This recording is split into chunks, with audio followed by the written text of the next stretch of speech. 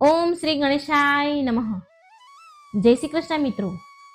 આજે સુંદર કથા આપણે સાંભળીશું કે આ 7 કર્મ કરવા વાળા લોકોને ભગવાન ધર્મરાજા જે યમરાજા છે એ ખુદ ધરતી પર આવે છે લેવા માટે.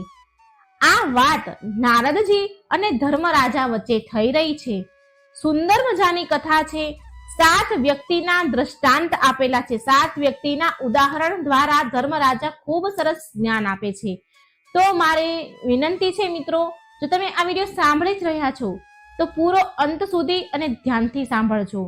મન એકદમ શાંત થઈ જશે ને ખુશ થઈ જશે. ઓમ નમો ભગવતે વાસુદેવાય. મિત્રો, ગરુડ પુરાણ અનુસાર જે વ્યક્તિ આ 7 કાર્ય કરે છે એના પ્રાણ લેવા માટે સ્વયં યમરાજા આવે છે પૃથ્વી પર. એ વ્યક્તિને મૃત્યુ પહેલા જ યમરાજાના સાક્ષાત દર્શન થાય છે. આ વિષય પર એક પ્રાચીન પૌરાણિક કથા કહેવામાં આવી છે જે હું તમને સંભળાવીશ. તમે બધા આ કથાને ધ્યાનથી સાંભળજો, કેમ કે સાક્ષાત યમરાજાએ મનુષ્યના કલ્યાણ માટે બહુ જ્ઞાનવર્ધક અને જીવન ઉપયોગી મૂલ્યવાન વાતો કહી છે, જેને સાંભળીને તમે પણ ધન્ય થઈ જશો. આ કથા સાંભળવા માત્રથી તમારા જીવનમાં મહાન પરિવર્તન આવશે. ચાલો સાંભળીએ મહાન કથા. પવિત્ર ઇન્દ્રલોકમાં દેવરાજ ઇન્દ્રની દિવ્ય સભાની નજીક દેવર્ષિ નારદ વિચરણ કરી રહ્યા હતા. તેમની મધુર વીણા વગાડતા વગાડતા ભગવાનના ભજન ગાઈ રહ્યા હતા. અચાનક તેમની દ્રષ્ટિ યમલોક પર જતા માર્ગ પર પડી. ત્યાંનું દ્રશ્ય અત્યંત વિલક્ષણ હતું. યમરાજા સ્વયં એના મહાન ભેંસનું જે વાહન હોય છે એના પર સવાર થઈને તેમનો દંડ અને પાશ ધારણ કરીને કોઈ ઊંડા વિચારમાં આગળ વધી રહ્યા હતા. આમ તો વ્યક્તિને લેવા માટે યમદૂતો જ ધરતી પર આવે છે. પ્રાણીઓની આત્માઓને લેવા માટે એનું દાયિત્વ મળેલું હોય છે તેમને. પરંતુ અહીં તો સ્વયં ધર્મરાજા ચાલી નીકળ્યા છે. દેવર્ષિ નારદે તરત જ તેની વીણાને વિરામ આપ્યો અને આશ્ચર્યથી વિચારવા લાગ્યા કે શું કોઈ એવો પુણ્ય આત્મા છે આ ધરતી પર જેને લેવા માટે સ્વયં યમરાજા જઈ રહ્યા છે, કે પછી કોઈ એવો ઘોર પાપી જન્મ્યો છે કે તેને દંડ આપવા સ્વયં ધર્મરાજાને જવું પડી રહ્યું છે. નારદજીની ઉત્સુકતા જિજ્ઞાસા વધી રહી હતી. તેમણે મનમાં નક્કી કર્યું કે યમરાજાને પૂછ્યા વિના આ રહસ્ય ખુલવાનું નથી. માટે તે જ ગતિથી આગળ વધ્યા અને યમરાજાના નજીક પહોંચી ગયા અને બોલ્યા, હે ધર્મરાજા, પ્રણામ કરું છું તમને. આજે આટલા ઉતાવળે તમે ક્યાં જાઓ છો? પૃથ્વી તરફ કેમ જઈ રહ્યા છો? એવું કયું કાર્ય આવી પડ્યું છે કે સ્વયં મહાબલી યમરાજાને જવું પડી રહ્યું છે? મારા મનમાં આ રહસ્યને જાણવાની બહુ ઈચ્છા છે. યમરાજાએ દેવર્ષિ નારદને જોઈને એમને ભેંસનું વાહન ઊભું રાખી દીધું અને સન્માનપૂર્વક ઉત્તર આપ્યો કે હે દેવર્ષિ નારદ, તમને પણ મારા પ્રણામ છે. તમે તો ભગવાન વિષ્ણુના પરમ ભક્ત છો, સંપૂર્ણ જગતના સમાચાર જાણો છો. છતાં પણ જો તમે પૂછ્યું છે તો હું તમને કહું છું કે આજે પૃથ્વી લોક પર 7 એવા મનુષ્યના પ્રાણ લેવા જઈ રહ્યો છું જેના કર્મ એવા વિલક્ષણ છે કે તેની પાસે મારે સ્વયં ઉપસ્થિત થવું જરૂરી છે. ભલે એ પાપી હોય કે પુણ્ય આત્મા હોય, મારો પોતાનો નિયમ છે કે જે પણ મનુષ્ય જીવનમાં આ 7 વિશેષ કર્મ કરે છે એને યમલોક લેવા માટે હું પોતે જાઉં છું. નારદજીની મૂંઝવણ વધારે વધી ગઈ અને બોલ્યા કે હે ધર્મરાજા, મનુષ્યના પ્રાણ લેવા માટે તો તમારા યમદૂતો જાય છે, પછી એવી કઈ વિશેષતા છે કે તમારે સ્વયં જવું પડે છે? શું એ 7 મનુષ્ય કોઈ મહાન પુણ્યના ભાગીદાર છે કે પછી એમાં કોઈ ઘોર પાપી પણ છે? યમરાજા કહે છે, હે દેવર્ષિ, મેં કહ્યું ને, ભલે એ પાપી હોય કે પુણ્ય આત્મા હોય, જો એણે એના જીવનમાં આ 7 કાર્ય કર્યા છે તો મારે સ્વયં એના પ્રાણ લેવા માટે જવું પડશે. તમારી જો ઈચ્છા હોય તો મારી સાથે ચાલો, હું તમને એ બધાના દર્શન પણ કરાવી દઈશ અને તેના કર્મ વિશે પણ તમને બતાવીશ. દેવર્ષિ નારદે વિચાર્યું કે આવો અવસર ભાગ્યે જ મળશે તો સ્વયં ધર્મરાજા સાથે પૃથ્વી લોક પર જઈને એ મનુષ્ય વિશે જાણવા મળે. માટે એ બોલ્યા, હે ધર્મરાજા, આ મારું સૌભાગ્ય હશે. હું જરૂર તમારી સાથે આવીશ. કૃપા કરી મારું માર્ગદર્શન કરો. આટલું સાંભળતા યમરાજાએ તેની ભેંસને નિર્દેશ આપ્યો કે યમલોકની સીમાને પાર કરીને એ દેવર્ષિ નારદ સાથે આકાશ માર્ગથી પૃથ્વી પર પ્રસ્થાન કરી ગયા.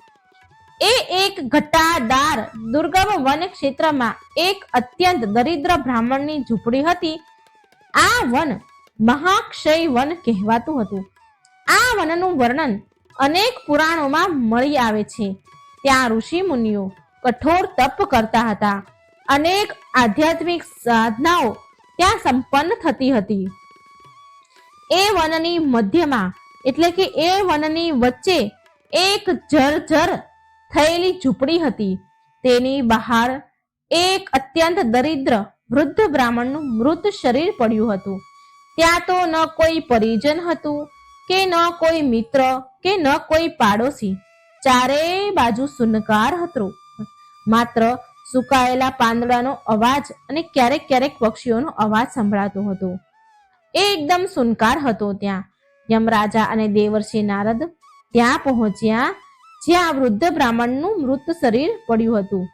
દેવર્ષિએ વૃદ્ધ બ્રાહ્મણના મૃત શરીરને જોયું તો એનું હૃદય જરાક વિચલિત થઈ ગયું. તેમણે યમરાજાને પૂછ્યું કે હે ધર્મરાજા, આ કોણ છે? અહીં તો આની સંભાળ માટે કોઈ નથી દેખાઈ રહ્યું. આના પરિવારવાળા ક્યાં છે? યમરાજાએ એ મૃત બ્રાહ્મણના શરીર પાસે ઊભા રહીને ગંભીર સ્વરમાં જવાબ આપ્યો કે હે દેવર્ષિ નારદ, આનું નામ સત્યવ્રત છે. આ એના સમયનો અત્યંત વિદ્વાન બ્રાહ્મણ હતો, પરંતુ જીવનભર એણે સત્યનું જ પાલન કર્યું છે. બ્રાહ્મણે ક્યારેય અસત્ય નથી બોલ્યું, ક્યારેય કોઈની સાથે છળ કપટ નથી કર્યા અને ધર્મના માર્ગથી ક્યારેય વિચલિત નથી થયા. ક્યારેક ધર્મનો માર્ગ એણે નથી છોડ્યો, ક્યારેય ધર્મના માર્ગ એણે છોડ્યો જ નથી. પરિણામ સ્વરૂપ એ ગરીબીથી ઉભરી ન શક્યો. સમાજમાં બધાએ સત્યવ્રતનું તિરસ્કાર કર્યો, કેમ કે એ સત્ય બોલતો હતો. સત્ય બોલતા સમયે કેટલી વાર આ લોકોને અપ્રિય લાગતો હતો. જુઓ, આ સંસારમાં કેટલાય એવા મનુષ્ય છે જે છળ કપટ, જૂઠ બોલે છે અને બેઈમાની ના માધ્યમથી ધન અને સુવિધાઓની વ્યવસ્થા કરે છે. સત્યવ્રતે એવું ક્યારેય નથી કર્યું, માટે એણે સદાય સત્યનો સાથ આપ્યો છે. શાસ્ત્રોમાં કહેવાયું છે કે સત્યમ વદ ધર્મમ ચર, એટલે કે સદા સત્ય બોલો અને ધર્મના માર્ગ પર ચાલો. આ બ્રાહ્મણે તેનું પૂરું જીવન આ સિદ્ધાંત પર નિભાવ્યું છે, જીવ્યા છે. બની શકે કે ભૌતિક દ્રષ્ટિથી એનું જીવન સંઘર્ષમય રહ્યું હશે, પરંતુ આધ્યાત્મિક દ્રષ્ટિથી આ એક મહાન પુણ્ય આત્મા છે. નારદજીએ એની નિસહાય દયનીય સ્થિતિ જોઈને કહ્યું, વ્યાકુળ થઈને બોલ્યા કે હે ધર્મરાજા, શું આ બ્રાહ્મણે એના જીવનમાં કોઈ પાપ કર્યા છે? શું એણે ક્યારે કોઈના મન દુખાવ્યા છે? યમરાજા બોલ્યા કે આ સત્યવ્રત બહુ વિનમ્ર હતા. એ સત્ય બોલતા સમયે પણ આ કોઈનો અનાદર કરતા નહીં. અત્યંત વિનમ્રતા પૂર્વક એના વિચાર રાખે.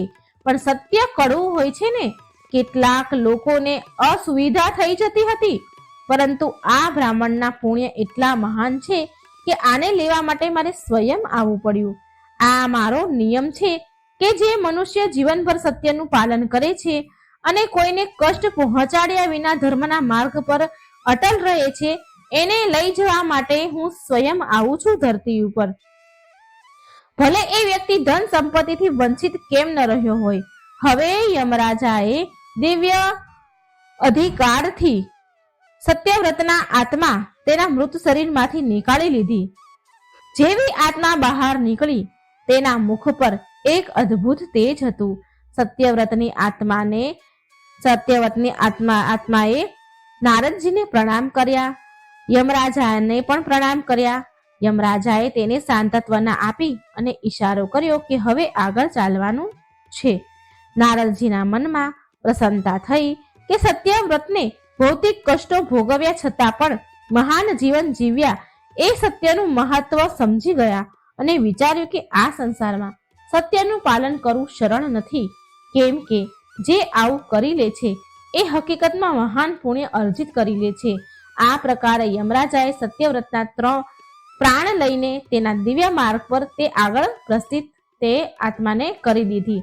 સત્યવ્રત દિવ્ય આત્મા બની અને દિવ્ય ગતિને પામ્યા. ત્યાર પછી યમરાજા અને નારદજી આકાશ માર્ગેથી આગળ ચાલ્યા. યમરાજાની ભેંસ બહુ વેગથી ઉડી. દેવર્ષિ નારદ સાથે સાથે ગમન કરી રહ્યા હતા. ત્યારે નારદજીએ પૂછ્યું કે હે ધર્મરાજા, બીજી જગ્યા કઈ છે અને હવે આપણે કોના પ્રાણ લેવા જઈ રહ્યા છીએ? યમરાજાએ જવાબ આપ્યો કે હે દેવર્ષિ નારદ, હવે આપણે શ્રી વર્ધનપુરી નામના નગર તરફ જઈ રહ્યા છીએ. ત્યાં એક હરિદાસ નામના મનુષ્યનું મૃત્યુ થયું છે. એ એક એવો મનુષ્ય હતો જેણે માત્ર જીવનભર માતૃદેવો ભવ, પિતૃદેવો ભવ અને આચાર્ય દેવો ભવના સિદ્ધાંતનું પાલન કર્યું છે. તેણે તેના માતા પિતા અને ગુરુજનની એટલી સેવા કરી છે કે એના પુણ્ય પણ અપાર છે. માટે એના પ્રાણ લેવા માટે મારે સ્વયં જવું જરૂરી છે. નારદજી બોલ્યા, આ સાચુંમાં સૌભાગ્યની વાત છે કે આજ મને તમારી સાથે પુણ્ય આત્માઓના દર્શન કરવાનો અવસર મળ્યો છે. મને થોડી જ વારમાં એ શ્રીવર્ધનપુરી નામના પ્રાચીન નગરની ઉપર પહોંચ્યા.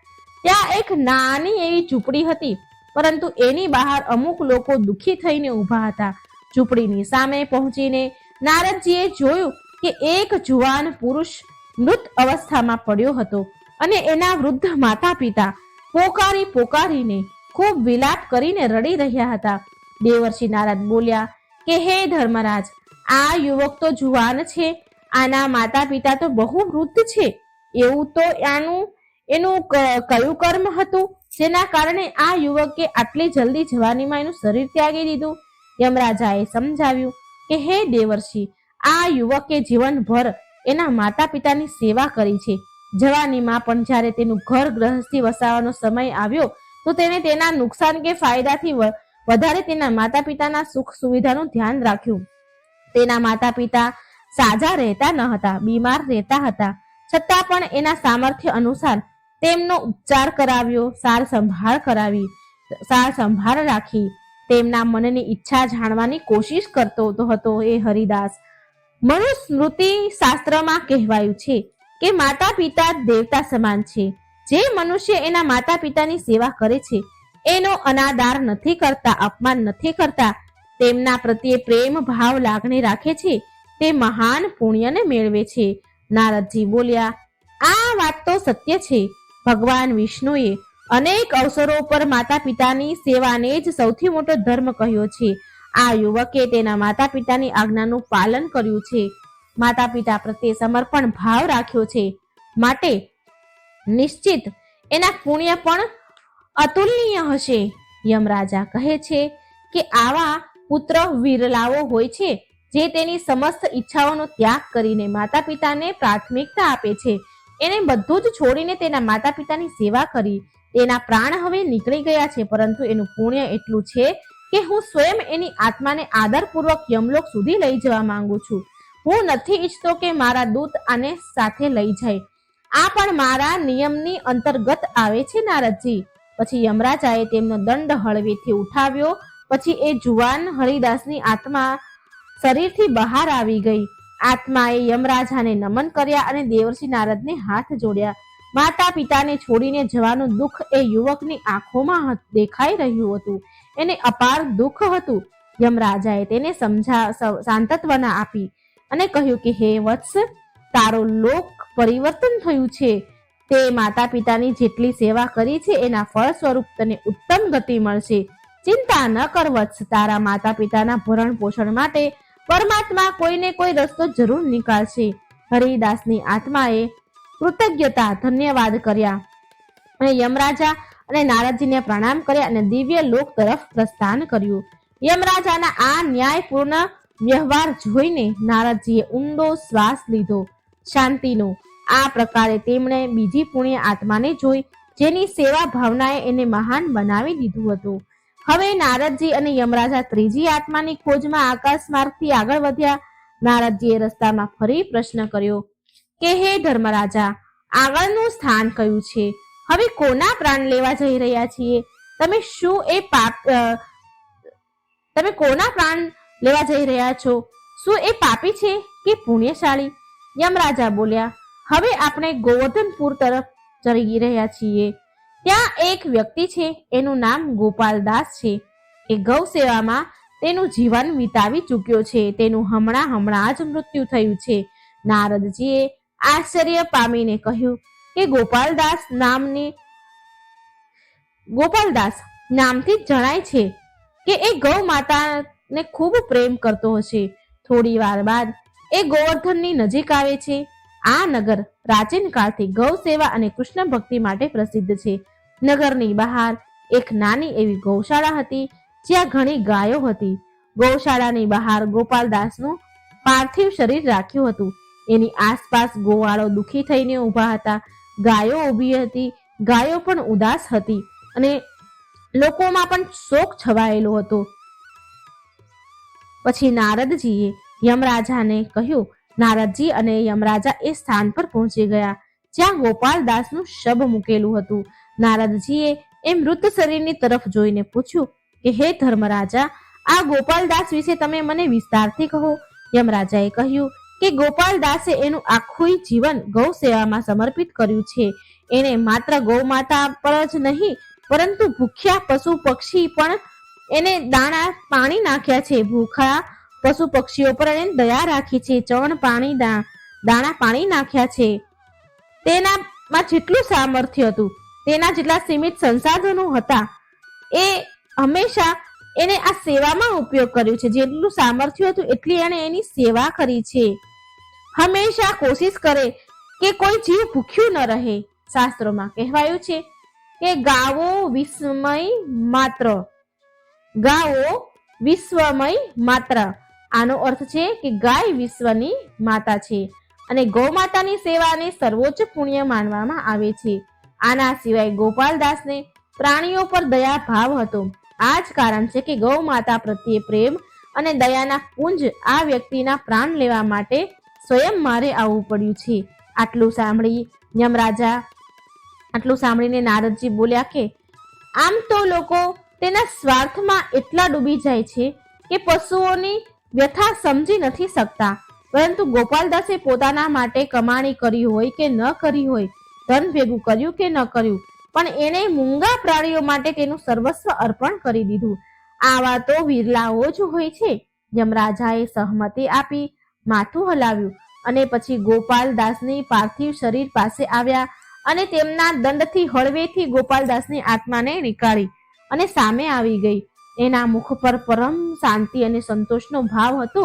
એ ગોપાલદાસની આત્માના મુખ પર. જેવા જ તેમણે યમરાજાને જોયા કે તેમણે નારદજીને અને યમરાજાને પ્રણામ કર્યા.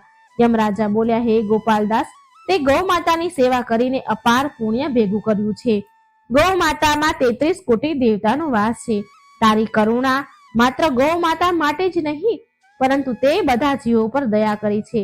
માટે તારું કલ્યાણ થશે. તારું પુણ્ય ઘણું વધારે છે. ગોપાલદાસની આત્માએ વિનમ્રતાથી કહ્યું, હે ધર્મરાજા, મેં જે પણ કર્યું એ માત્ર એક સેવા હતી. પશુ પક્ષી પ્રત્યે દયા રાખવી કોઈ પરમાર્થ નથી. આ તો મનુષ્યનું કર્તવ્ય છે. આ સાંભળી નારદજીએ ખુશ થઈને કહ્યું, ગોપાલદાસ, તારી આ વિચારધારા મહાનતાને દર્શાવે છે. વત્સ. પછી ગોપાલદાસની આત્માએ યમરાજા અને નારદજીને પ્રણામ કર્યા અને દિવ્ય લોક તરફ પ્રસ્થાન કર્યું. પછી યમરાજા અને નારદજીએ એની યાત્રા આગળ વધારી. આકાશમાર્ગથી ચાલતા બંને બીજા અન્ય નગરમાં પહોંચ્યા. આ નગરનું નામ હતું મધુપુરી, જે ભક્તિ અને પરંપરા માટે પ્રસિદ્ધ હતું. અનેક ભક્તો વિષ્ણુ ભગવાનની પૂજા, તુલસીજીની સેવા અને કીર્તન વગેરે કરતા હતા. યમરાજા અને નારદજીએ થોડે દૂરથી જોયું કે એક ઘરના આંગણામાં સ્ત્રીઓ વિલાપ કરી રહી હતી. ઘરની ચોખટ પર એક દિવ્યાંગ સ્ત્રીનું પાર્થિવ શરીર મૂકેલું હતું. એ લગભગ મધ્યમ ઉંમરની લાગતી હતી. એની નજીક એક તુલસીનો હર્યો ભર્યો છોડ હતો, જેની નીચે હજી પણ ધીમો ધીમો દીવો પ્રગટી રહ્યો હતો. દેવર્ષિ નારદે પૂછ્યું કે હે ધર્મરાજા, શું આ જ એ સ્ત્રી છે જેના પ્રાણ લેવા માટે તમે સ્વયં આવ્યા છો? યમરાજા બોલ્યા, નારદજી, આ સ્ત્રીનું નામ પદ્માબાઈ છે. આ રોજ પ્રાતઃ કાળે એટલે વહેલી સવારે તુલસીજીને દીવો પ્રગટાવે અને ભગવાન વિષ્ણુના નામનો જપ કરતી હતી. તુલસીજીને વૈષ્ણવ પરંપરા અત્યંત તુલસીજીને વૈષ્ણવ પરંપરામાં અત્યંત પવિત્ર માનવામાં આવે છે. આ દેવી સ્વયં ધરતી પર અવતરિત થયા છે, જેની પૂજાથી મનુષ્યને અપાર પુણ્ય મળે છે. તુલસી દલમ અપરયામી દેવ. જરાક એવું તુલસી દલ પણ ભગવાન વિષ્ણુને પ્રિય છે. માટે પદ્માબાઈ તેની આખી જિંદગી ભક્તિ અને સમર્પણના કારણે વિશિષ્ટ સ્થાન મેળવ્યું છે. પદ્માબાઈએ પછી ઘરના આંગણામાં પ્રવેશ થતા જ યમરાજા અને નારદજીએ જોયું કે પાડોશીની સ્ત્રીઓ પદ્માબાઈ પાસે બેઠેલી હતી. તેનો પતિ અને પુત્રો પણ રડીને વિલાપ કરી રહ્યા હતા, ખૂબ રડી રહ્યા હતા. ઘરના આંગણામાં તુલસી ક્યારો હતો, જ્યાં પદ્માબાઈ રોજ જળ ચડાવતા હતા. ત્યાં એક કળશ રાખ્યો હતો, ત્યાં ગંગાજળ હતું અને દીવો હજી ધીરો ધીરો પ્રગટી રહ્યો હતો. ત્યાં નારદજીએ કૌતૂહલપૂર્વક પૂછ્યું કે હે ધર્મરાજા, તુલસીજીની પૂજાનું એટલું શું મહત્વ છે કે તમે સ્વયં આવવાનો નિયમ બનાવ્યો છે? યમરાજાએ વિસ્તારથી સમજાવ્યું કે તુલસી સ્વયં લક્ષ્મી સ્વરૂપા છે. પદ્મ પુરાણ અને અન્ય કેટલાય ગ્રંથોમાં વર્ણન છે કે તુલસી વ્રત, તુલસી પૂજા કરવા વાળા મનુષ્યના મોટામાં મોટા પાપ નષ્ટ પામે છે. ભગવાન વિષ્ણુને જો તુલસી દલ અર્પણ કરવામાં આવે તો પ્રભુ અત્યંત પ્રસન્ન થાય છે. પદ્માબાઈએ આ નિયમ એના જીવનમાં ક્યારેય તોડ્યો ન હતો. વરસાદ હોય કે ઠંડી હોય, તેને રોજ તુલસીને જળ અર્પણ કર્યું હતું. રોજ તુલસીજીને દીવો પ્રગટાવ્યો છે અને ભક્તિભાવથી સ્તુતિ કરી છે. આ ભક્તિ અને સેવાનું અદ્ભુત સ્થાન એને મેળવ્યું છે. ભક્તિ અને સેવાનો અદ્ભુત મેળ છે. આટલું કહીને યમરાજાએ પદ્માબાઈના શવ પાસે જઈને એમનો દંડ ઉઠાવ્યો અને સંકેત આપ્યો અને તેની શરીરથી આત્મા નીકળી અને સામે આવી ગઈ. આત્મા અત્યંત શાંત અને દિવ્ય પ્રતીત થઈ રહી હતી. તેણે ઝૂકીને યમરાજા અને નારદજીને પ્રણામ કર્યા. યમરાજાએ સ્નેહભર્યા અવાજે કહ્યું, હે પદ્માબાઈ, તમે ઘર ગૃહસ્થી જવાબદારી નિભાવતા છતાં પણ સમર્પણ ભાવથી તુલસીજીની પૂજા કરી છે. આ અનુકરણીય છે. ધર્મના માર્ગ પર ચાલતા ગૃહસ્થ ધર્મનું પાલન કરીને પણ પરમાત્માની ભક્તિ સંભવ છે. આ સંદેશ તમે આપ્યો છે.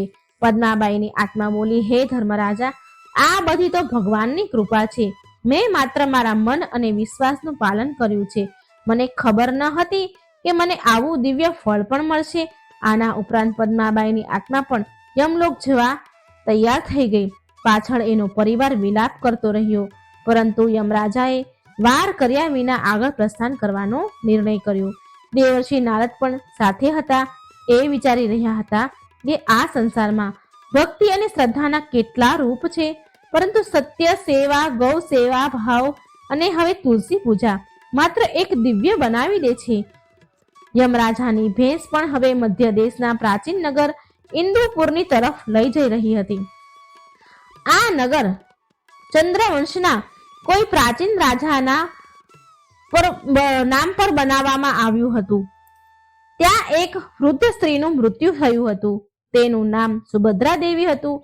એ દિનહીન અવસ્થામાં રહેતી હતી, પરંતુ એની ભક્તિ અને ઉપાસનાનું સ્તર બહુ ઊંચું હતું. યમરાજાએ સંકેત આપ્યો કે હવે આગળનું સ્થાન ત્યાં છે. માર્ગમાં નારદજીએ પૂછ્યું કે હે ધર્મરાજા, આ સુભદ્રા દેવી કોણ છે અને એને કયું પુણ્ય કર્યું છે? તમે સ્વયં એને લેવા જઈ રહ્યા છો? આ સ્ત્રીએ તેના જીવનમાં યમરાજા બોલ્યા કે આ સ્ત્રીએ તેના જીવનમાં એકાદશીનું વ્રત પૂરી નિષ્ઠાથી કર્યું છે. તો દેવર્ષિ નારદ બોલ્યા, હે ધર્મરાજા, તમે બતાવ્યું કે આ સ્ત્રીએ જીવનભર એકાદશીના વ્રત કર્યા છે. શું એકાદશીનું વ્રત આટલું બધું મહત્વ આપે છે? યમરાજા બોલ્યા, હે દેવર્ષિ, એકાદશી વ્રત ભગવાન વિષ્ણુને અત્યંત પ્રિય છે. એકાદશી સ્વયં હરિનો દિવસ માનવામાં આવે છે. વિષ્ણુ પુરાણ, પદ્મ પુરાણ વગેરેમાં એકાદશીનો મહિમા વિસ્તારપૂર્વક બતાવવામાં આવ્યો છે. એકાદશીનું વર્ણન છે, મનુષ્ય જો શ્રદ્ધા અને નિયમપૂર્વક એકાદશીનું વ્રત કરે તો એના અનેક જન્મોના પાપ કપાઈ જાય છે અને તેના પર ભગવાન વિષ્ણુની વિશેષ કૃપા થાય છે. સુભદ્રા દેવીએ યુવા અવસ્થાથી લઈને તેના અંતિમ સમય સુધી એકાદશી વ્રત નથી છોડ્યા. ભલે ઋતુ મોસમ ગમે તેવું હોય, પરિસ્થિતિ ગમે તેવી હોય, ભલે પૈસા હોય કે ન હોય, પણ એમણે એકાદશીના વ્રત પૂર્ણ કર્યા છે. આમ વાત કરતા કરતા એ ઇન્દુપુર પહોંચી ગયા.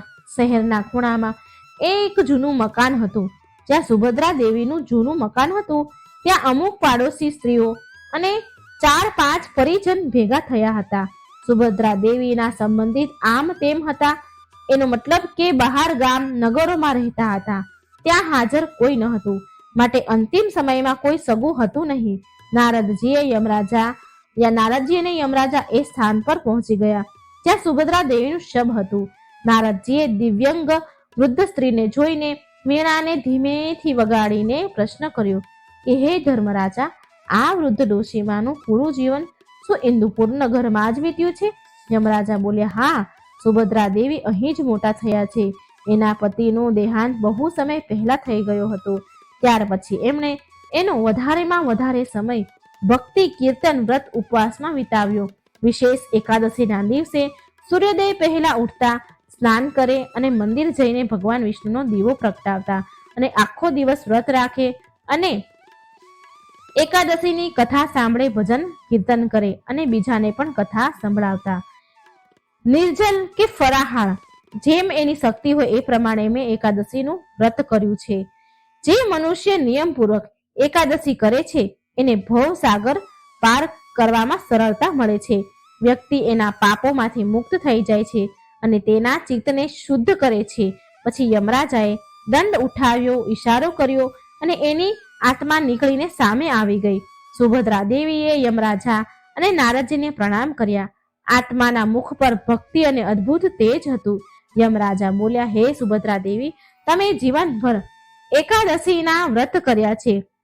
એકાદશી કરીને જે ભક્તિ કરી છે એ અતુલનીય છે.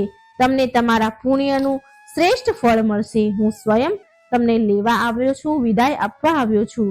આમ સુભદ્રા દેવીની આત્મા પણ દિવ્ય ગતિને પ્રાપ્ત થઈ. યમરાજાએ જોયું કે નારદજીના મનમાં એકાદશી વ્રતની ઊંડી શ્રદ્ધા બેસી ગઈ છે. નારદજી મનમાં વિચાર કરી રહ્યા છે કે ભગવાનની ભક્તિ કોઈને પણ દિવ્ય બનાવી શકે છે. ત્યાર પછી યમરાજા અને નારદજીએ સુભદ્રા દેવીના ઘરેથી નીકળીને આકાશ માર્ગે ચાલતા થયા. માર્ગમાં નારદજીએ પૂછ્યું, હે ધર્મરાજા, હવે આપણે ક્યાંય પુણ્ય આત્માને મળવા જઈ રહ્યા છીએ? યમરાજા બોલ્યા કે હવે આપણે પ્રભાસપુરી જવાનું છે. ત્યાં એક ધનવાન પુરુષ હમણાં જ સ્વર્ગવાસ થયા છે. એ બહુ ઉદાર હૃદયના હતા. તે અતિથિની સેવા સત્કાર કરતા. અતિથિઓની સેવા, અન્નદાન, જળદાન વગેરે કરતો હતો. તેનું નામ છે ઉદારસેન. દેવર્ષિ નારદ બોલ્યા કે તમે કહ્યું હતું કે ભલે પાપી હોય કે પુણ્ય આત્મા, જેના કર્મ વિશિષ્ટ હોય એને લેવા તમે સ્વયં જાઓ છો. હમણાં સુધી એ બધા આત્મા જે રૂપ જોયા, જે આત્મા જોઈ, એ કોઈ પાપી ન હતી. કોઈ પાપી નથી મળ્યું હજી સુધી. યમરાજા હસીને બોલ્યા કે હમણાં આગળ જઈને બધું સમજાઈ જશે નારદજી, પણ હમણાં તો ઉદારસેન એક પુણ્ય આત્મા છે. અતિથિ દેવો ભવ અને અન્નદાનમ પરમ દાનમ, આ બંને સિદ્ધાંતનું તેણે જીવનભર પાલન કર્યું છે. આ જ કારણ છે કે તેને પુણ્ય વધારે પ્રચુર માત્રામાં છે. તેના બંને થોડી વારમાં પ્રભાસપુરી પહોંચ્યા. ત્યાં ઉદારસેનનો વિશાળ ભવન હતો. બહુ મોટો મહેલ હતો. એની બહાર ભેગા થયેલા જન સમૂહ શોકમગ્ન હતા. ભવનની બહાર ઉદારસેનનું પાર્થિવ શરીર એક દિવ્ય સૈયા પર મૂકેલું હતું. પરિવારના લોકો ખૂબ રડી રહ્યા હતા. નારદજી અને યમરાજા ત્યાં પહોંચ્યા. ભવ્ય ભવનમાં ઉદાસી છવાઈ ગઈ હતી. નારદજી બોલ્યા, હે ધર્મરાજા, એવું લાગે છે કે આ વ્યક્તિ અત્યંત સમૃદ્ધ હતો. યમરાજા બોલ્યા, હા, આ તેના નગરનો સૌથી ધનવાન વેશ્ય હતો, પરંતુ એણે ક્યારેય ધનનો દુરુપયોગ નથી કર્યો. નારદજી, એ સદાય અન્નદાન, વસ્ત્રદાન, જળદાન, ગૌદાન વગેરે પુણ્ય કર્મમાં લાગેલ રહેતા હતા. આનું ઘર સતત અતિથિઓથી ભરેલું રહેતું હતું.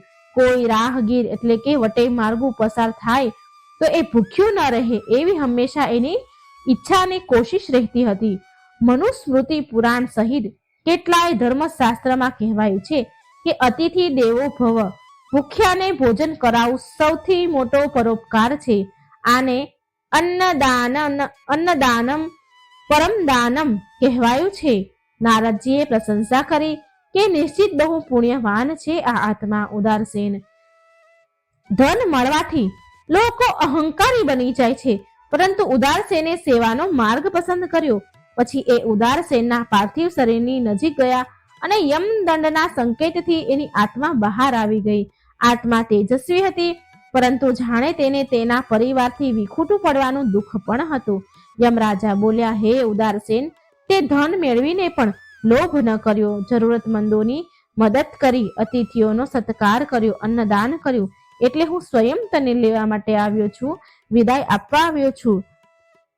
તારા આ પુણ્યનો મહિમા અપરંપાર છે. આટલું કહીને યમરાજાએ ઉદારસેનને આશીર્વાદ આપ્યો અને તેની આત્મા દિવ્ય લોક તરફ જવા લાગી. પછી યમરાજા અને નારદજી પણ એ સ્થાનથી નીકળી ગયા, આકાશ માર્ગે જવા લાગ્યા. અત્યાર સુધી યમરાજાએ 6 વ્યક્તિના પ્રાણ લઈ ચૂક્યા હતા, જેમાં કોઈને કોઈ પુણ્યનું વિશેષ કર્મ હતું, કોઈમાં પુણ્યનું વિશેષ કર્મ હતું. સત્યવ્રત, હરિદાસ, ગોપાલદાસ, પદ્માબાઈ, સુભદ્રા દેવી, ઉદારસેન. એ 7મું કોણ છે જેની આત્મા લેવા માટે યમરાજા સ્વયં જઈ રહ્યા છે? યમરાજાએ કહ્યું, હે દેવર્ષિ, તમે પૂછ્યું હતું કે 7 લોકમાં પાપી પણ હોઈ શકે છે, પરંતુ અત્યાર સુધી તો પુણ્ય આત્મા જ મળી છે. હવે આપણે એ 7મી આત્મા પાસે જઈ રહ્યા છીએ. એ એક પતિવ્રતા સ્ત્રી છે જેનું નામ સાવિત્રી છે. એ વિદેહી નગરમાં રહે છે, જે પ્રાચીન મિથિલાનો એક પ્રસિદ્ધ ભાગ છે. તેનું હમણાં જ દેહાંત થયું છે. નારદજીએ વિસ્મયથી પૂછ્યું કે હે ધર્મરાજ, પતિવ્રતા સ્ત્રીનું પણ એવું મહત્વ છે? તેના પ્રાણ લેવા માટે તમે સ્વયં આવ્યા? યમરાજાએ હસીને કહ્યું કે શાસ્ત્રોમાં પતિવ્રતા ધર્મને અત્યંત ઉચ્ચ સ્થાન આપવામાં આવ્યું છે. સતયુગથી લઈને દ્વાપર યુગ સુધી અગણિત ઉદાહરણ છે. સાવિત્રી, સત્યવાન, સીતારામ, નળ દમયંતી વગેરે. જ્યારે કોઈ પતિવ્રતા સ્ત્રી એના પતિને પરમેશ્વર સમાન માનીને એની સેવા કરે છે, તેના પ્રત્યે એક નિષ્ઠા ભાવ રાખે છે, જીવનમાં સુખ દુઃખમાં સાથ આપે છે, આ પતિ પ્રત્યેની નિષ્ઠા તેને દિવ્ય શક્તિ આપે છે. તમે થોડી વારમાં જોશો કે આ સાવિત્રીમાં કેટલું તેજ છે. બંને જલ્દી વિદેહી નગરમાં પહોંચ્યા. ત્યાં એક સામાન્ય મકાન હતું, જેની સામે સાવિત્રીનું મૃત શરીર એક સૈયા પર રાખેલું હતું. પાસે એનો પતિ બેસીને વિલાપ કરી રહ્યો હતો. પરિવારના અન્ય લોકો પણ રડી રહ્યા હતા. પતિની આંખો સોજી ગઈ હતી. તેને સમજાતું ન હતું કે એ તેની ધર્મપત્ની વિના કેવી રીતે રહેશે. નારદજીને આ દ્રશ્ય બહુ માર્મિક લાગ્યું. તેમણે ધીરેથી કહ્યું, હે ધર્મરાજા, આ સ્ત્રી તો ગૃહિણી રહી હશે ને? શું એણે એના જીવનમાં પાપ નહીં કર્યા હોય? પાપ કર્યા છે કે માત્ર પુણ્ય જ કમાઈ છે? યમરાજાએ જવાબ આપ્યો, હે દેવર્ષિ, આ સ્ત્રીએ એના જીવનમાં અનેક પાપ કર્યા છે. એને ક્યારે તુલસીજીને જળ નથી ચડાવ્યું. ઈશ્વરને ભોગ ધરાવવાની જગ્યાએ માત્ર એના પતિને જ ભોજન કરાવતી હતી. ભગવાનની પૂજા પહેલા તે પતિની પૂજા કરતી હતી. પરંતુ હે દેવર્ષિ, પતિવ્રતા ધર્મ તેના પોતામાં જ મહાન છે. જેઓ કોઈ સ્ત્રી હૃદયથી તેના પતિની સેવા કરે છે, એને પરમાત્માનો અંશ માને છે, તેની ઇન્દ્રિયોને વશમાં રાખે છે, તેનું સુખ દુઃખ તેની સાથે વહેંચે છે, તે અલૌકિક પુણ્યની અધિકારી બને છે. સાવિત્રીએ તેના પતિની આજ્ઞાનું પાલન કર્યું, સદા એનું સન્માન કર્યું, ક્યારેય કોઈ શિકાયત ન કરી. ભલે તેના ગ્રહસ્થ જીવનમાં ગમે તેટલું કષ્ટ કેમ ન આવ્યું હોય, તેની નિષ્ઠા અતૂટ રહી હતી. માટે તેણે જેટલા પણ પાપ કર્યા એ બધા તેના પતિવ્રતા ધર્મ આગળ નષ્ટ થઈ ગયા. આટલું કહીને યમરાજાએ સાવિત્રીની નજીક આવીને એમનો દંડ ઉઠાવ્યો. એ જ ક્ષણે સાવિત્રીની આત્મા બહાર આવી અને તેના મુખ પર અદ્ભુત તેજ અને શાંતિ હતી. તેને હાથ જોડીને યમરાજા અને નારદજીને પ્રણામ કર્યા. એની પાસે બેઠેલો તેનો પતિ રડી રહ્યો હતો. તેના દેહની સામે રડતો હતો. તેને તેની પત્નીની દિવ્યતાનો બોધ ન હતો. યમરાજા બોલ્યા, હે સાવિત્રી, તારી પતિવ્રતા નિષ્ઠા અતુલનીય છે. શાસ્ત્રમાં કહેવાયું છે કે પતિવ્રતા સ્ત્રી લોક અને પરલોક બંનેને સુશોભિત કરે છે. તને પણ તારા પુણ્યના અનુરૂપ પરમ ગતિ મળશે. આ પ્રકારે સાવિત્રીની આત્મા પણ દિવ્ય માર્ગ તરફ ગઈ. તેના પતિએ આ નશ્વર સંસારમાં એની પત્ની વિના જીવન જીવવાનું હતું, પરંતુ પતિવ્રતા ધર્મ આ મહાનતાને સ્વયં યમરાજાએ માન્યતા આપી. હવે સાતેય વ્યક્તિઓ સત્યવ્રત, હરિદાસ, ગોપાલદાસ, પગમાબાઈ, સુભદ્રા દેવી, ઉદારસેન અને સાવિત્રીના પ્રાણ લઈને તેનું દાયિત્વ હવે યમરાજાનું પૂરું થઈ ગયું હતું. સાતેય આત્મા પોતપોતાના પુણ્ય અને નિયમ પ્રમાણે ગતિ પામ્યા. યમરાજાએ નારદજી સામે જોયું અને કહ્યું કે હે દેવર્ષિ, તમારા મનમાં જે શંકા હતી, જે પ્રશ્ન હતા, એ પૂરા થયા કે નહીં? નારદજી બોલ્યા, હે ધર્મરાજા, આજે હું બહુ ગૂઢ રહસ્ય મેં જોયું. તમે આમ તો યમદૂતોને મોકલો છો પ્રાણ લેવા માટે, પણ આજે તમે આ સાતેય મનુષ્યના પ્રાણ લીધા. હવે હું સમજી ગયો છું કે આ 7 કર્મ કેટલા મહાન છે. સત્યનું પાલન, માતા પિતા અને ગુરુની સેવા, ગૌ સેવા, પ્રાણી માત્ર પર, જીવ પર દયા, તુલસીજીની પૂજા અને ભક્તિ, એકાદશી વ્રતનું પાલન, અતિથિ સેવા અને અન્નદાન અને પતિવ્રતા ધર્મ, આ સત્ય બહુ વિલક્ષણ નિયમ છે જે તમે બનાવ્યા છે. યમરાજા બોલ્યા કે હા નારદજી, આ સાતેય કર્મ મનુષ્યને પવિત્ર બનાવે છે. પવિત્રતા, સેવા અને ધર્મની ભાવનાથી જોડે છે. હવે પ્રશ્ન ઉઠે છે કે શું માત્ર આ જ 7 કર્મ છે જે મનુષ્યને મહાન બનાવે છે? તો જવાબ છે કે ધર્મના ઘણા બીજા પણ રૂપ છે, પરંતુ આ 7 એવા પ્રમુખ કર્મ છે જેને કરવા વાળો મનુષ્ય નિસંદેહ દિવ્ય પુણ્યને અધિકારી બને છે. મારી વ્યવસ્થામાં ચાહે ગમે તેટલો પાપી કેમ ન હોય, જો તેણે સાચા હૃદયથી આમાંથી કોઈ પણ એક કર્મ સાચી રીતે કરી લીધું હોય તો એને હું વિશેષ સન્માન આપું છું. અને જેને જીવનભર આ સાતેયની સાધના કરી હોય તો હું સ્વયં એને લેવા આવું છું. નારદજીએ હાથ જોડીને કહ્યું કે હે ધર્મરાજા, તમારી ન્યાયપ્રિયતા અને નિયમ અદ્ભુત છે. તમે આજે મારું હૃદય ખુશ કરી દીધું. હું આ જ્ઞાનને જરૂર લોકોના કલ્યાણ માટે આનો પ્રચાર કરીશ, જેનાથી અધિકથી અધિક લોકો, વધારેમાં વધારે લોકો સત્ય, સેવા, ભક્તિ, ધર્મના માર્ગ પર ચાલે. યમરાજાએ વચન કહ્યા કે જરૂર દેવર્ષિ નારદ, તમે સ્વયં નારદજી છો, જે સંપૂર્ણ ત્રિલોકમાં વિચરણ કરો છો અને હરિભક્તિનો પ્રચાર કરો છો. જે પણ મનુષ્ય આ 7 કર્મને સમજીને સમજશે અને જીવનમાં ઉતારશે તો નિશ્ચિત રૂપે પરમ ગતિને પામશે, ઉત્તમ ગતિ મેળવશે. આટલું કહીને યમરાજાએ નારદજીને પ્રણામ કર્યા અને તેમનું વાહન લઈને યમલોક પ્રસ્થાન કર્યું. દેવર્ષિ નારદ પણ એમના પ્રણામ કર્યા એમને અને તેમના સ્વભાવ અનુસાર વીણા વગાડી ભગવાનના ગુણગાન કરતા કરતા દેવલોકની યાત્રા કરવા લાગ્યા. આ પ્રાચીન કથાનો સાર એ છે કે મનુષ્યના કર્મ જ એને મહાન અને તુચ્છ બનાવે છે. સત્ય કર્મની મહિમા સદાથી વર્ણિત છે, પણ અનેક વાર આપણને એ ભાન નથી રહેતું કે આપણા નાના નાના દેખાવા વાળા કર્મ પણ આટલું અલૌકિક પુણ્ય પ્રદાન કરી દે છે. સત્યવ્રતની કથા આપણને શીખવે છે કે જીવનભર સત્યનું પાલન કરવું જોઈએ. ભલે ભૌતિક લૌકિક સુખ ન મળે કે ઓછું મળે, પરંતુ આધ્યાત્મિક મહાનતા અવશ્ય મળે છે. હરિદાસના ઉદાહરણથી શીખવા મળે છે કે માતૃ સેવા, પિતૃની સેવા અને માતા પિતાની સેવા, ગુરુની સેવા સૌથી મોટો ધર્મ છે. જે આ ધર્મ નિભાવે છે એ ધન વૈભવની પરવાહ કર્યા વિના પણ અમૂલ્ય પુણ્ય અર્જિત કરી લે છે. ગોપાલદાસે ગૌ માતા અને પ્રાણી માત્ર, જીવ દયા માત્રથી મોટો કોઈ ધર્મ નથી. પગમાબાઈ તુલસીજીની નિત્ય પૂજા કરીને દેખાડી દીધું કે ભક્તિ અને શ્રદ્ધાનું એક નાનું એવું અનુષ્ઠાન મનુષ્યને કેટલું ઊંચું ઉઠાવી શકે છે. સુભદ્રા દેવીએ એકાદશીનું વ્રતનું મહત્વ બતાવ્યું, જેના પુણ્ય ફળ અનંત છે.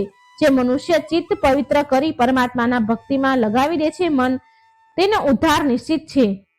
જેમ ઉદારસેને અન્નદાન, અતિથિ સેવા અને દાન પુણ્યની મહાનતા દર્શાવી, તેમણે અતિથિ દેવો ભવ તથા અન્નદાનમ પરમ દાનમ જેવા વચનોને ચરિતાર્થ કર્યું. સાવિત્રીએ પતિવ્રતા ધર્મને સમજાવ્યો, જ્યાં પતિ પત્નીના પારસ્પરિક પ્રેમ અને નિષ્ઠાના ઈશ્વરીય સ્થાન પ્રાપ્ત કર્યું. આ સાથે તેનું જીવન ભલે અલગ અલગ પરિસ્થિતિઓમાં એમને વિતાવ્યું, પણ એક વાત બધામાં સમાન હતી કે ધર્મમાં આસ્થા અને માનવીય મૂલ્યનું સન્માન. આ કારણે તેના પ્રાણ લેવા માટે સ્વયં યમરાજા આવ્યા. આ સાતેય વ્યક્તિની ચરિત્ર કથા માત્ર ધાર્મિક પ્રસંગ નથી, પરંતુ એ મનુષ્ય જીવનની દિશા દેખાડવા વાળો આદર્શ પણ છે.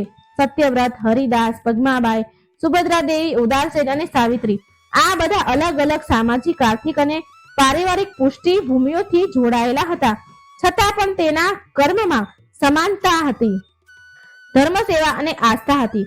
સત્યવ્રતે જીવનભર સત્યનું પાલન કરીને સિદ્ધ કર્યું કે અસત્ય અને છળ ભરેલા સંસારમાં પણ સત્યનો માર્ગ સૌથી ઊંચો છે. હરિદાસે તેના માતા પિતા અને ગુરુની સેવા કરીને સેવાને તેનો ધર્મ માનીને સેવા કરી અને બતાવ્યું કે જે ઘરમાં મોટાનું સન્માન થાય છે ત્યાં સદાય સુખ અને શાંતિ વાસ કરે છે. ગોપાલદાસની ગૌ સેવા અને જીવ માત્ર પર દયા દર્શાવે છે કે સંવેદનશીલ હૃદયવાળું વ્યક્તિ જ સાચા ધર્મને સમજી શકે છે. પદ્માબાએ જે તુલસીજીની સેવા કરી, તુલસી જેવી પવિત્ર વનસ્પતિની સેવા કરીને બતાવ્યું કે ભક્તિ અને શ્રદ્ધા જો નિરંતર હોય તો તે અલૌકિક ફળ આપે છે. સુભદ્રા દેવીનું એકાદશીનું વ્રત તેની આંતરિક શુદ્ધતા અને પરમાત્મા પ્રત્યે સમર્પણનું પ્રતીક હતું. વ્રત માત્ર શારીરિક તપસ્યા જ નથી, પરંતુ આત્માને શુદ્ધ કરવાનું માધ્યમ છે. ઉદાસીને જેણે તેની સંપત્તિનો ઉપભોગ માત્ર એના માટે નહીં પણ અતિથિ સેવાના, અન્નદાન અને જરૂરતમંદોની સહાયતામાં કર્યો. આ એ શિક્ષા આપે છે કે ધનનો સૌથી શ્રેષ્ઠ ઉપયોગ દાનમાં છે. સાવિત્રી જેણે એના પતિને પરમેશ્વર માનીને જીવનની દરેક કઠણાઈમાં એનો સાથ આપ્યો, પતિવ્રતા ધર્મની સર્વોચ્ચ ઉચ્ચ મિસાલ છે. આ બધા ઉદાહરણોમાં એક ગૂઢ રહસ્ય છુપાયું છે. જ્યારે કર્મ પવિત્ર હોય છે તો આત્મા સ્વતઃ દિવ્યતાને પ્રાપ્ત કરે છે. યમરાજા સ્વયં આ સાતેના પ્રાણ લેવા આવ્યા હતા. આ વાત એ સંકેત આપે છે કે એના કર્મ કેટલા વિશેષ હતા. યમરાજા ન્યાયના પ્રતીક છે. એ કોઈના પક્ષમાં નથી હોતા, કોઈના પક્ષમાં કે વિપક્ષમાં નથી રહેતા. એ માત્ર કર્મ અનુસાર નિર્ણય લે છે. જ્યારે એણે સ્વયં કહ્યું કે જો કોઈ મનુષ્ય સાચા હૃદયથી આ સાતમાંથી કોઈ પણ એક પણ કર્મનો જીવનમાં પૂરી નિષ્ઠાથી ઉતારી લે છે, કરી લે છે, તો સ્વયં હું એને લેવા આવું છું. આ કથન સ્પષ્ટ કહે છે કે ધર્મ કોઈ કઠણ સાધના નથી, પણ સરળ અને સાચા કર્મનો પથ છે. એ યાદ રાખવું જરૂરી છે કે સાચો ધર્મ એ છે કે કોઈના જીવનમાં વિનમ્રતા, સેવા, શ્રદ્ધા, સચ્ચાઈ અને કરુણા લાવે છે. મને સાંભળવા માટે મિત્રો ધન્યવાદ. જો તમને આ વિડીયો પસંદ આવ્યો હોય તો લાઈક અને શેર કરજો અને આ ચેનલને સબસ્ક્રાઇબ કરવાનું ભૂલજો નહીં. જય શ્રી કૃષ્ણ. રાધે રાધે. Thank you.